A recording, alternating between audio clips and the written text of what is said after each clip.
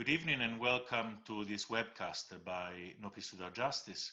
My name is Niccolò Figà-Talamanca and I'm humbled and honored to be able to welcome an extraordinary guest tonight, Hatice Cengiz, the fiancée of slain Washington Post journalist Jamal Khashogg.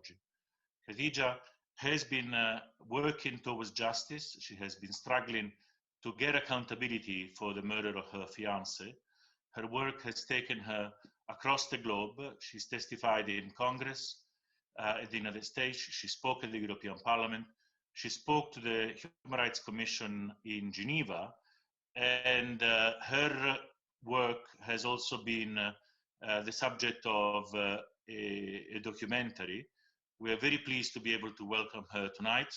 Hatice, your struggle has continued throughout the pandemic. Everybody's attention seems to be on the COVID-19 virus, maybe rightly so, but you have not stopped. Human rights violations also have not stopped. So I welcome you tonight, and I look forward to hearing why do you think and how do you think your struggle can go on while people's attention is currently away. Bu konuda özellikle şimdi konuşmamız çok önemli. Çünkü bu içinde bulunduğumuz süre içerisinde bütün dünya ülkeleri tabii ilk haftalarda bu krizle alakalı aniden gelişen ya da aniden bizim karşımıza çıkan problemler odaklı bir dünya gündemi oluştu. Tabii siyasetten konuşabilmemiz için ilk önce insanların sağlık ve işte sıhhate bağlı bazı konularda güvende ve emniyette olmaları gerekiyor. O yüzden o süreci geçtikten sonra ülkelerin hareketlerine baktığımız zaman Suudi Arabistan'da şöyle bir gelişme oldu ya da Suudi Arabistan tarafından bir girişim oldu. G20 zirvesiyle alakalı bir atılım yaptılar ve bunu önden bir konferans sistemi yoluyla, yani ülkelerin ziyaretleri olacak. G20'nin gerçekleşebilmesi için Suudi Arabistan'da 11. ayda, fakat onun öncesinde bir konferans sistemiyle bunu yapmak istediler. Bunu yani hızlandırarak kullanmak istiyor Suudi Arabistan yönetimi. Özellikle şu anda yönetimden sorumlu olan Veliaht Prens. Biz bunun Cemal'in vakasını gerçekten şu zamana kadar ciddi bir adalet yani yerine bulmadığı için, adalet yerine bulmadığı için bu konuyla alakalı. Dolayısıyla ülkelerin bu konuda Suudi Arabistan'a ciddi bir yaptırım da uygulamaması üzerine ve Suudi Arabistan'ın da bu kriz anında bunu fırsata çevirerek ve siyasi meşruiyetini bir kez daha kanıtlayarak bunu kullanması bizi harekete geçirdi. Bunun özellikle şu zamanda kullanılması, Suudi Arabistan'ın bunu fırsata çevirmesi ve ayrıca hapishanelerdeki tutuklular üzerinden de meseleyi değerlendirilebiliriz. Ama bunun özellikle bunu fırsata çevirdiğini gördüğümüz ve hissettiğimiz için bu zamanda konuşmanın yeniden önemli olduğunu düşünüyorum yani şahsen. Okay. Obviously, especially now, having gone through the initial weeks of this situation, where obviously the COVID-19 development is important, because it is important to be in good health and to feel secure and to feel healthy, to be able to talk about politics. Because when we look at this situation now, after these weeks, we see that Saudi Arabia has actually been using this situation to get into the G20, and firstly by trying to visit the countries and to be able to host the G20 summit on the 11th month in November, to be able to realize that they have actually accelerated and used this situation to make contact with the countries, especially the person in charge, the Crown Prince. What matters is that now, with this serious injustice and justice not taking place about this matter, and the countries around the world, especially the G20 countries, have not taken any serious enforcement about justice taking place. This authority, in a political sense that he's abusing, it actually made us act quicker, and we could see that he's taking this situation and trying to create an opportunity. We can also look at it from the perspective of all the people who have been imprisoned in Saudi Arabia, and because we have seen and felt this attempt, we feel it is a very important time to talk about this. Thank you, Khadija. You raised the issue of impunity. Saudi has gotten away basically scot-free for human rights violations. There's thousands of people languishing in prison, prisoners of conscience in Saudi Arabia. The war crimes against the Yemeni people continue, where the Emirates and Saudi war on Yemen has killed and maimed hundreds of children, women, and men, thousands. And in fact, the Yemen war was at the core of Jamal's criticism of the Saudi regime.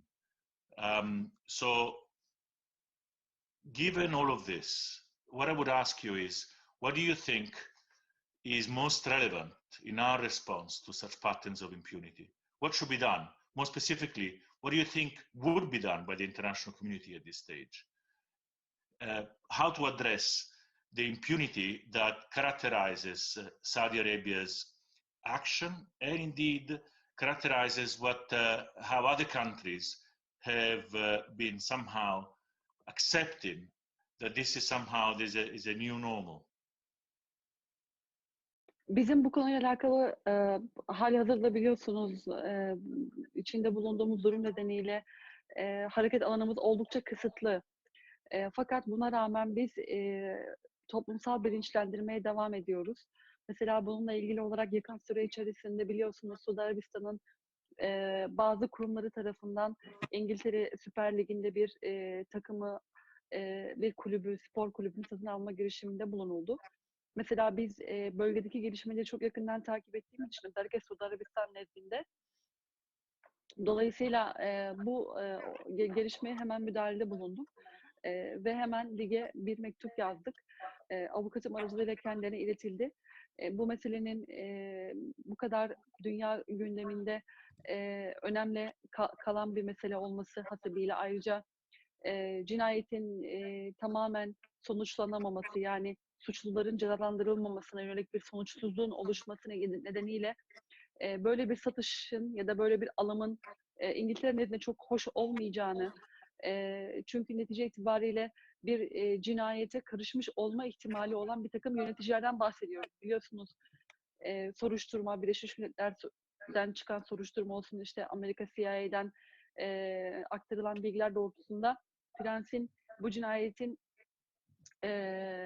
yani sorumlulardan olma ihtimalinin yüksek olduğunu ifade ediyordu. Dolayısıyla böyle bir şüphe altında, böyle bir yani tamamen aydınlanmamış bir portrede bu tarz gelişmelerin diğer alanlarda da hiçbir şey olmamış gibi devam etmesi insanları orta ve uzun vadede artık bu dünyada adaletin hiçbir şekilde gerçekleşmeyeceği yönünde bir karamsarlığa itecekti. Dolayısıyla biz bu tarz gelişmeleri yakından takip ederek ilgili birimlere gereken taleplerde bulunuyoruz.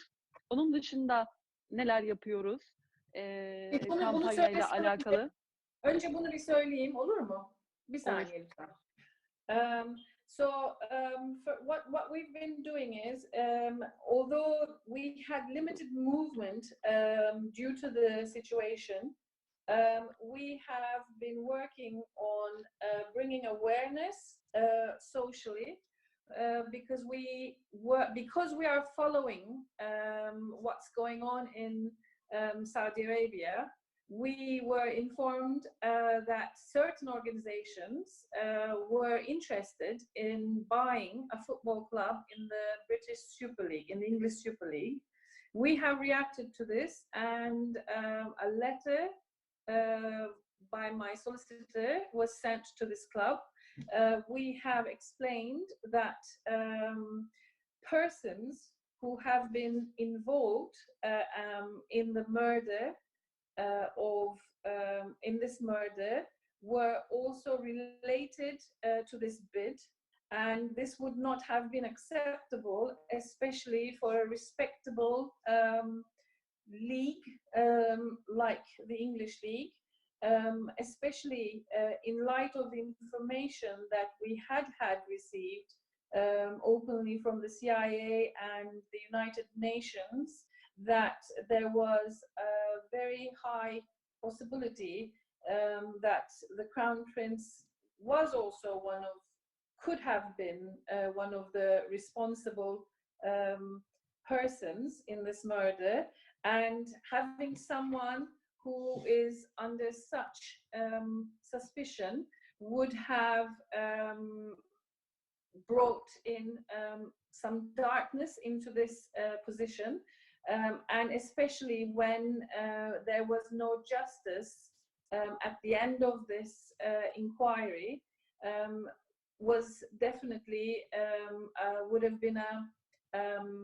would have soiled the respectability of the league.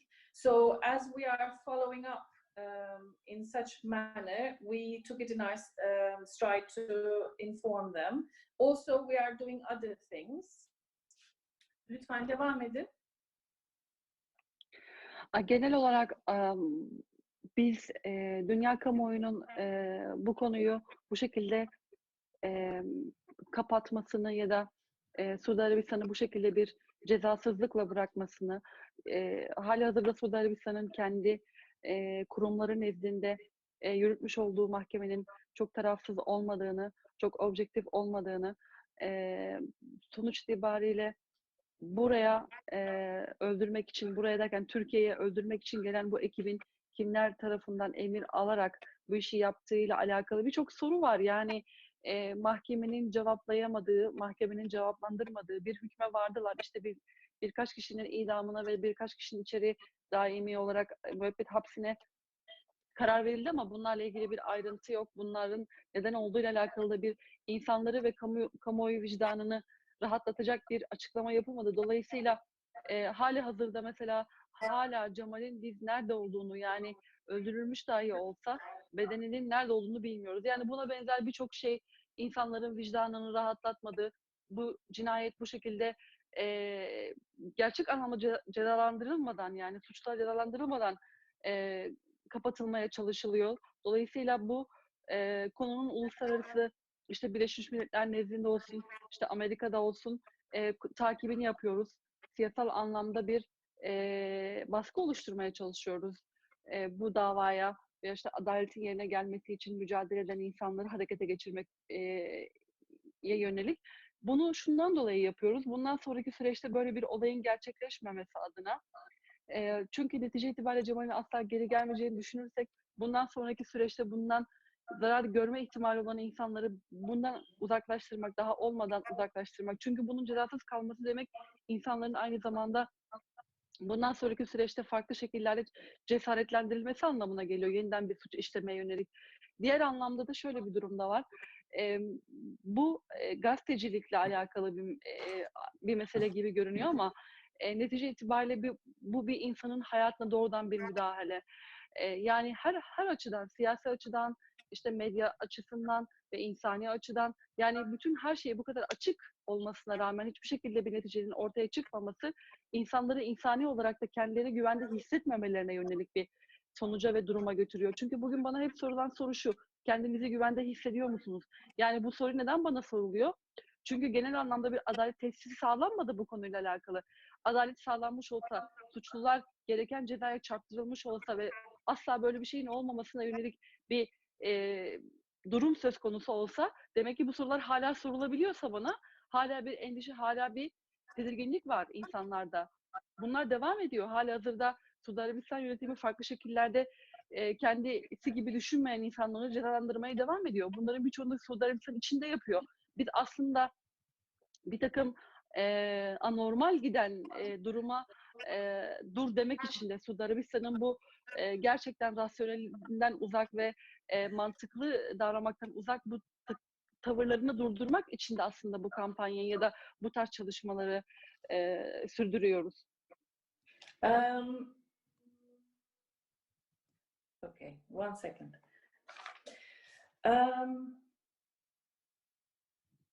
So if we think about it like this, in general,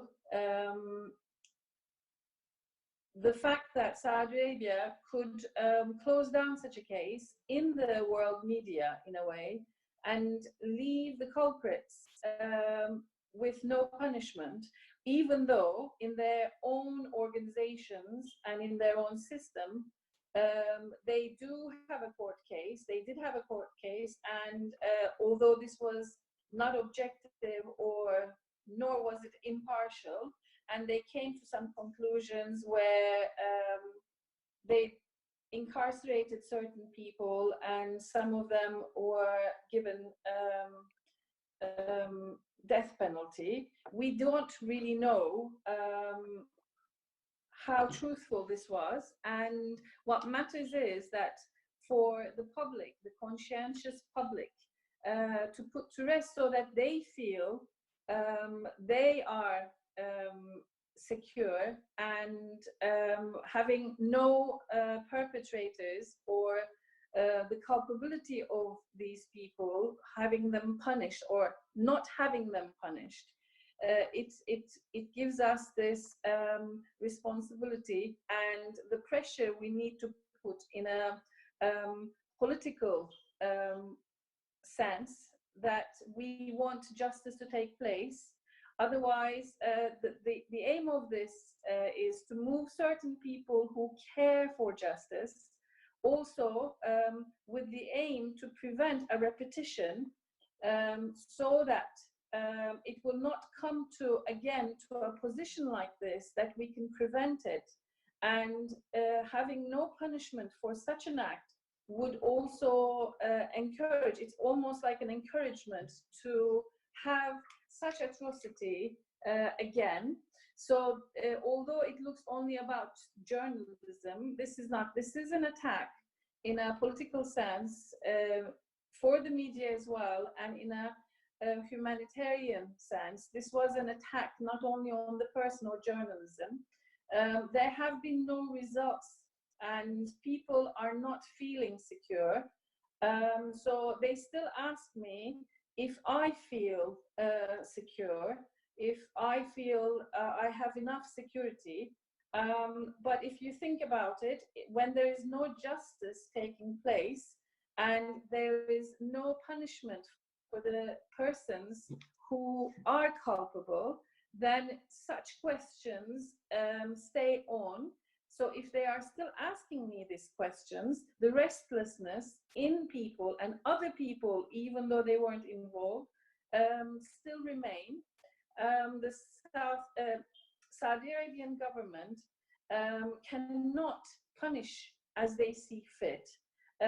We do need to bring a stop to this abnormal flow of illogical and irrational behavior. Thank you. Let me turn to Rodney Dixon. Rodney is Khadija's lawyer. He has been acting in a number of jurisdictions to demand justice for Jamal. We know that Mohammed bin Salman, using the Saudi Arabian investment fund, using state money, has been bidding for the ownership of the football club Newcastle United. At this time, this is another particularly relevant aspect of the behavior of the Saudi regime, and indeed the behavior of Mohammed bin Salman in front of the international community, in an attempt to clean up their image. This is even more important, taking into account what we have just discussed about the reaction of the regime against any calls for justice. Rodney, you were aware that the Kingdom of Saudi Arabia was trying to sports wash is the expression, trying to rebuild their image by purchasing one of the historic football clubs in the UK. And you took action to prevent this by writing on behalf of Khadija to the Premier League and seeking that they apply the stringest possible standard, given that people who are convicted of crimes are not allowed to share in ownership. I mean, MBS Mohammed bin Salman obviously has not been convicted since he controls the judiciary in his country. But what are the chances? What can you tell us about why this purchase should not go ahead and why it's important to act now? It is so important that the rule of law is applied equally and properly here. We can't have a double standard where it would apply to some people but not others, because they might have funds and they might be wanting to support a football club. That would create a terrible precedent. And we'd never accept that in relation to our own domestic jurisdictions. If people accused of murder were not investigated or given a lesser sentence, or we said we'd turn a blind eye because of funding that they had, we require of the police forces in all of our countries to investigate all serious allegations, particularly of murder, and to ensure that those responsible are not able to cover up. And exactly the same must apply in this situation. So we are saying to the fans, stand behind Hatice, look elsewhere. We hope you can get the right managers in the future, the right persons to direct and control the club, but not ones who violate so blatantly international law and the rules of the Premier League and your own club. We fully understand that the fans are in a situation where they want to get rid of their current manager. I'm a football fan as well. I also very often want to get rid of our management. But that is not the test or the standard for who can control a football club, whether you like those in charge or not. There are very clear rules, as I've explained, set down. And we say the Crown Prince and those around him and the fund do not in any way at all comply with those rules. Their actions, in fact, violate those rules, and that's the reason why they should be disqualified. Thank you, Rod. Let me turn again to Khadija. If there was one thing that you would call for, one thing that you advocate for here and for now, what would it be? What is the most important thing right now? And not just for you, but for all of us. What is, from the point of view of justice, what is it that should unite us right now? Evet, şimdi içinde bulunduğumuz dünya düzeninde hepimiz de biliyoruz ki yani artık sistemler, yani devletler sistemler tarafından yönetiliyor. Dolayısıyla bu sistemlerin ne kadar sağlıklı olarak yönetilmesi ya da sağlıklı kişiler tarafından idare edilmesi insanların hayatlarını doğrudan birebir etkiliyor. Mesela burada şunu demek istiyorum. Suudi Arabistan yönetiminin elindeki gücü ne kadar ileri derecede farklı şekillerde hiçbir sınır tanımadan kullanması ve dünya sistemini de buna bir şekilde mecbur etmesi, yani kendi yapmış olduğu çok ciddi bir haksızlık ve cinayetin üzerini kapatmaya çalışması ve buna bir şekilde destek vermesi diğer dünya ülkeleri tarafından, yani bir cezasızlık durumu bile destek vermek anlamına geliyor. Dolayısıyla bunu destek vermek olarak değerlendiriyorum. Tabii ki bu konuyla ilgili dünya kamuoyunda olsun, devletler nezdinde olsun ciddi bir takım eleştiriler olduğu, yaptırımlar olduğu, kısmi olarak bazı anlaşmaların askıya alınması ve benzeri durumlar oldu. Fakat gelinen noktada hiçbir şey değişmedi ve gerçekten gerçeklerden uzak bir şekilde hala bir takım uygulamalar devam ediyor. Ve buradaki insanlar yani Suudi Arabistan'da, yani Cemal kendisi hayatıyla ödemiş olduğu bir özgüveni, yani bir güveni, yani ülkesine dair hissetmiş olduğu güvenin bedelini kendi hayatıyla ödedi. Cemal kendisinin asla ülkesi tarafından kötü bir şey yapılmayacağını düşünüyordu demek ki oraya gelerek, ki öyleydi ve kendisi böyle hunharca işlenmiş bir cinayete maruz kaldı. Şimdi böyle bir olaydan sonra o zaman biz Suudi Arabistan yönetiminin veyahut da bu cinayetten sorumlu olan kişilerin bundan sonraki süreçte yaptığı hangi mantıklı, yani hangi yaptıklarını mantıklı olarak görebileceğiz, buna inanabileceğiz? Birçoğu da Suudi Arabistan içerisinde gerçekleşiyor. Bunları göremiyoruz da. Dolayısıyla Cemal'in göstermeye çalıştığı bir takım tehlikeleri biz şimdi daha net görmeliyiz, daha ciddi takip etmeliyiz. Ben bütün yani insanların, izleyen insanlardan tabii ki sosyal bilinç çok önemli. Bu tarz dünya meseleleriyle ilgili bilinçlenmek ve bilinçlendirmeye devam etmek çok önemli. Ben de sırf aslında bunun devamını sağlamak için bu konuşmaları yapmaya devam ediyorum. Netice itibariyle bu cinayetten sonra yeni bir şey olmadı benimle alakalı, fakat cinayetin sonuçsuz kalmış olması, cezalandırılmadan kalmış olması beni ısrarla konuşmaya itiyor ve haksızlıklara daha şiddetli bir şekilde ses çıkarmamız gerektiğini söylüyor. Ve ben insanlara da bu konuyu gündemde tutmaya çalışarak, mesela bu konuyla alakalı konuşmaya devam ederek, gündemde tutmaya çalışarak yahut da sorumluluk sahibi olan kişilerin, yani belli pozisyonlarda olan kişilerin, güç sahibi olan kişilerin de bu konuyla ilgili kendi vicdan muhasebelerini yapmalarını tavsiye ediyorum.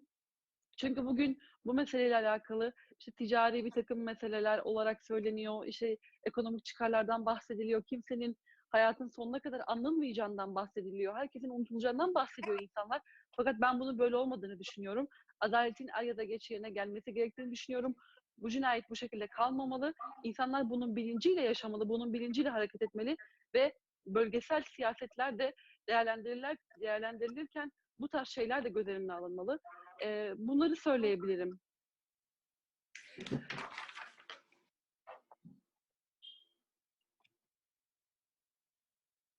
In the world matters now, what we have seen as things have unfolded, actually systems rule governments, and by that what I mean is that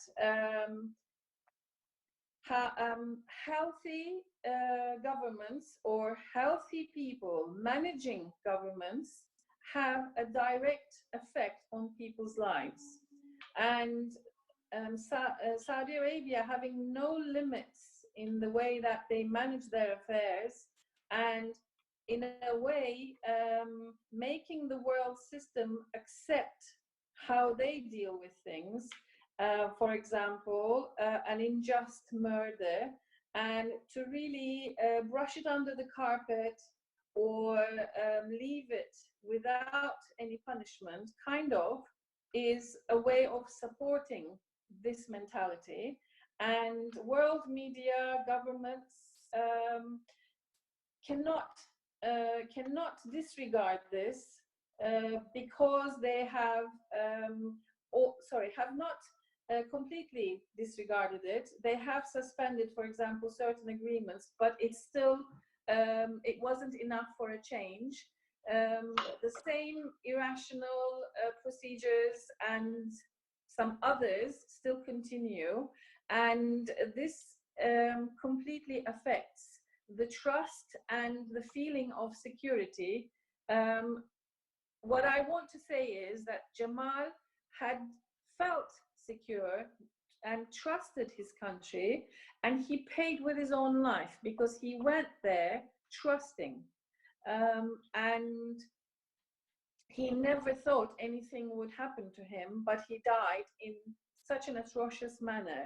So how can we believe that they are just in the way that they are doing things? And we do need to see and follow what's going on. We must follow. So it is important that we raise social awareness. This is the reason why I talk, because having no punishment for such an atrocity, it moves me. It moves me to talk, because it's important to keep it in the focus of the media, and the people who have responsibility, who have power, who are in a position of power, they need to really deal with their own conscientious hearts, and having economical or personal dealings or interests should not stop justice from happening. Also, the regional politics should not affect justice taking place. We cannot be, they cannot keep a blind eye to this because they have their interests. Thanks, Khadija. I think Khadija has discussed how all of us can and should act now. And I'd like to turn again to Rod on the Newcastle issue and discuss a little bit the relationship between sports and human rights, because this is not the first time that sports is being used in a way to promote and to sports wash regimes. We know about Formula One being used by the Bahraini regime to somehow gain legitimacy despite their abysmal human rights record. We know, of course, in Italy, the final of the National League was played in Saudi Arabia as part of a bid, again, to legitimize the regime. So in what way is the football world linked to impunity for human rights violations? In what way are all of us, individually, as players, as fans, as people who, as spectators, in what way are we responsible? It is also so critical that a stand is taken in this case, because English football and sport in general is being abused as a way of trying to show that the situation is normal when it's not.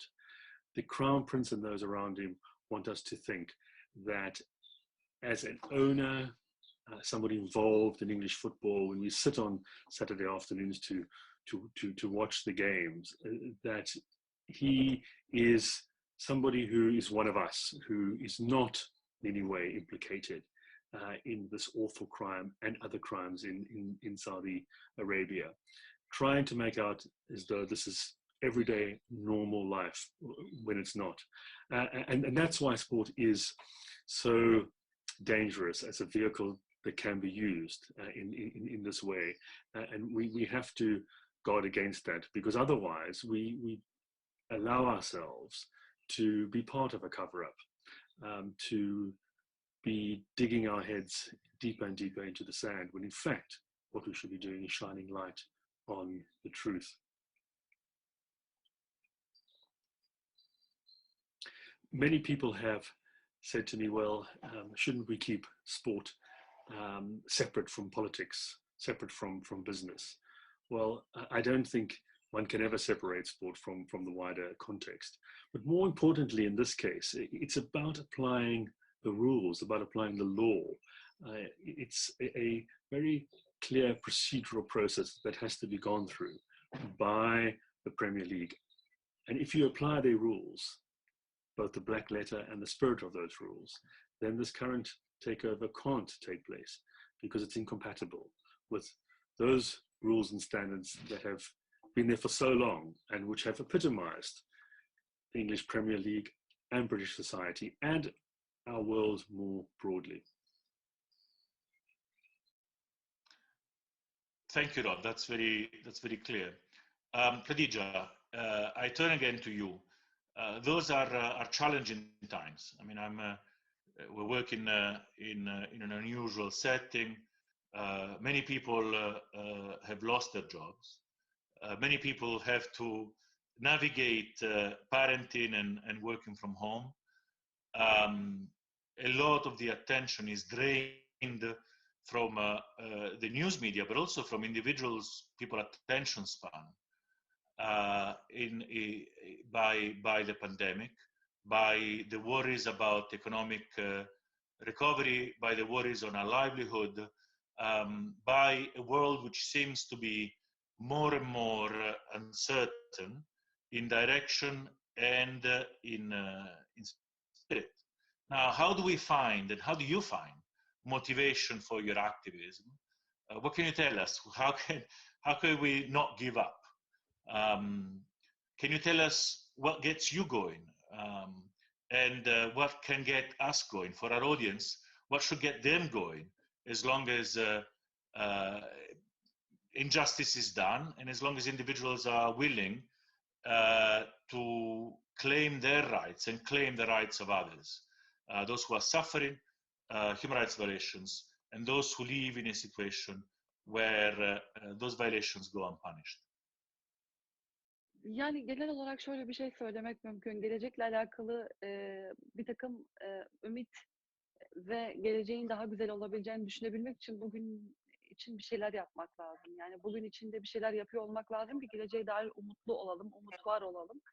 Dolayısıyla şu anda bulunduğumuz yerde, bulunduğumuz konumlarda ve bulunduğumuz sosyal kimliklerle ilgili üzerimize düşeni yapıyor olmamız bizim geleceğe dair daha umutlu olmamızı aslında teşvik ediyor. Dolayısıyla bu noktada her ne kadar ben kendim seçmemiş dahi olsam yaşamış olduklarımı ve içinde kalmış olduğum durumu ya da maruz bırakıldığım bu gerçekten ifade edilemeyecek acıyı bundan sonraki süreçte dünyanın daha iyi bir yer olabilmesi için dünyada Orta Doğu'nun da artık yani dünya eğer bir doğu ve batı olarak değerlendirilecekse bundan sonraki süreçte insani değerler anlamında, hukukun üstünlüğü anlamında, demokrasi anlamında, özgürlükler anlamında doğunun da artık batı gibi olabileceği noktaya görmek istiyorsak bizim bugün burada bu tarz çalışmaları devam ettirmek zorunluluğumuz var. Bu sorumluluk bizim üzerimizde gelecekten yani geleceği umutlu hale getirebilmemiz için, geleceği daha yaşanılır hale getirebilmemiz için bu dünyanın artık gerçekten çok kötü bir yer olduğunu düşünme düşüncesini unutabilmemiz için bizler bulunduğumuz konumlarda bu görevleri ısrarla icra etmek durumundayız. Ben bütün insanlığa özellikle bir şekilde yani demokrasi olsun, insan hakları olsun, hukukun üstünlüğü gibi bunlar sadece senin, benim ya da onun değil, hepimizin ihtiyacı olan şeyler. Dolayısıyla bu aslında insani bir mesele ve yani dediğim gibi yani içinde bulunduğumuz pozisyonları insani olarak ne kadar iyi değerlendirebilirsek, ne kadar doğrunun yanında durabilirsek, ne kadar hak mücadelesinin yanında bilinçli olarak yer alabilirsek bu geleceğin daha güzel olabileceği anlamına geliyor. Adalet her ne kadar gecikmiş dahi olursa olsun er ya da geç bir şekilde yerine gelecek ve ben bu inancımı ısrarla ve defaatle savunmaya devam ediyorum ve insanların da benden ve benim gibi düşünenlerden güç almasını istiyorum ve beni desteklemelerini istiyorum diyebilirim. Okay. Generally, for us to have future hopes, and to have a better future, we must do something now so that we can be happy when that we have contributed towards the future where we are. We need to be aware of our social identities, and we need to be aware of what we're doing, and we need to encourage ourselves and each other to do good for the future. This is why, if you think about it, the predicament that I've been, this indescribable hurt and basically a situation where I was left to live through, this is why I speak.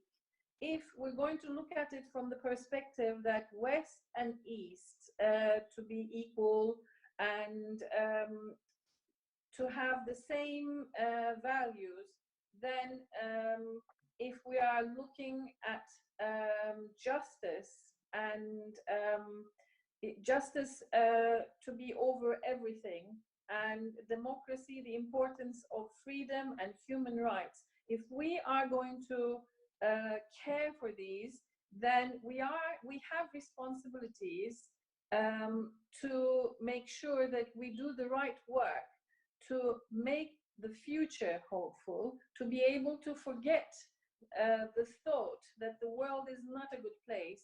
We do need to work on justice being above and more important than everything else, and we all need it. It is a humanitarian need to for all of us to make the most of our conditions and situations conscientiously, raising awareness so that we are not left without justice, that no matter what and no matter how far down the line or how late it is, I know justice will take place. I'm not going to stop believing that. And that's what I want. I support this notion, and I want people to support this notion as well. So all of us in a way share in this responsibility. But who do you think bears the greatest responsibility to continue this fight for justice? What support is most relevant?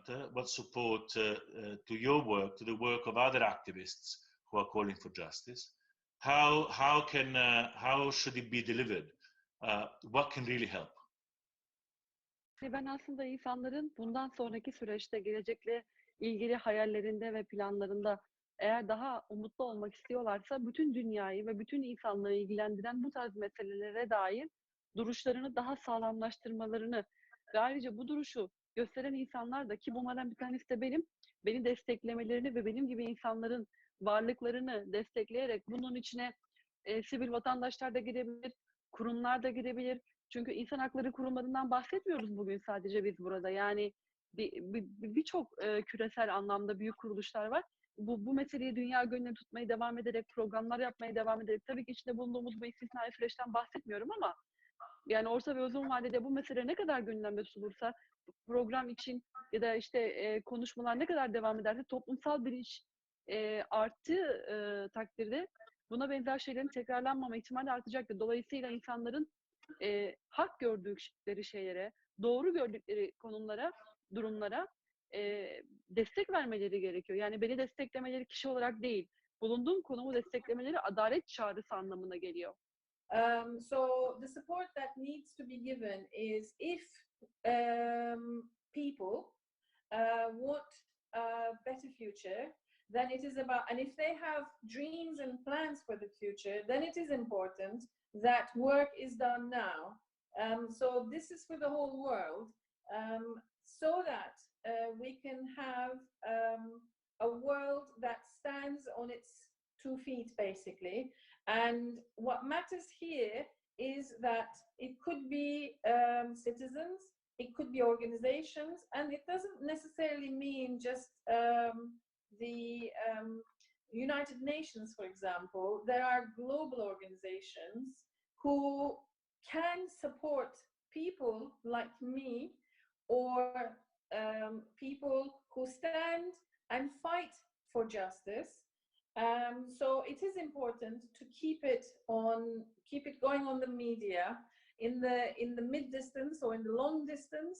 When we look at it in time, that it needs to stay on the agenda. It is also important so that the possibility of such an atrocity is not repeated, can be prevented.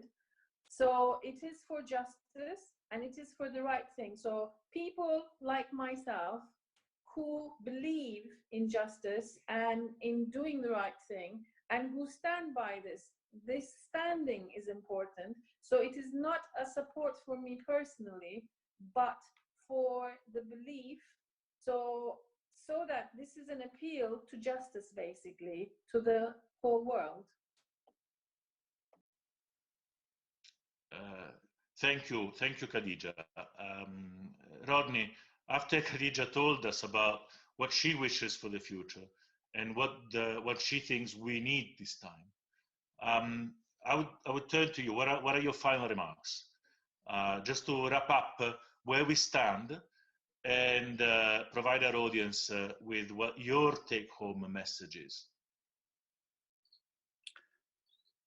We will continue with Hatice to take on this proposed takeover, but also look to take all steps we can to bring justice for Jamal and ensure that the truth comes out and that those responsible are held to account, so that a very clear message is sent out that you can't do this and hope to get away with it. Even if it takes many years, in the end, there are consequences for these abhorrent violations of human rights. Rodney, thank you. Khadija, thank you also. Thank you very much for joining us tonight on this webcast. We count on your voice to defend the principles. I think it's very clear that the responsibilities for the murder of Jamal Khashoggi lie at the very top of the Saudi hierarchy. As Agnes Kalamar has found in her report, that is the United Nations Special Rapporteur on extrajudicial executions that reported to the Human Rights Council, it's unthinkable that something of the scale and magnitude of what took place that fatal day in the consulate of Saudi Arabia in Istanbul would have taken place without the approval, more than the approval, but the assent, if not the order, of the de facto head of state, Mohammed bin Salman. Those are the findings of any independent investigations. Those are the findings also of the intelligence community. And I think it just boggles the mind to think that we continue with business as usual with MBS, Mohammed bin Salman, and with Saudi Arabia until justice is done, until the truth comes out. We're still waiting to know where the mortal remains of Jamal Khashoggi are, and truly the level of impunity that this murder indicates, the level of also arrogance, that the idea that somehow, because you have power and because you have money, you do not have to answer for an action of this type, I think indicates also how dangerous Mohammed bin Salman is, and how dangerous the change that he brought to Saudi Arabia in terms of more centralized, more autonomous and less collective decision-making is not only for the Saudis, but also for the region and for the world. Testimony of this is the Yemen war. Testimony is the fate of Jamal Khashoggi. Thank you, Khadija. Thank you, Rod. Thank you for the work that you're doing. Thank you very much, and thank you for your inviting me in this important webinar, and see you soon.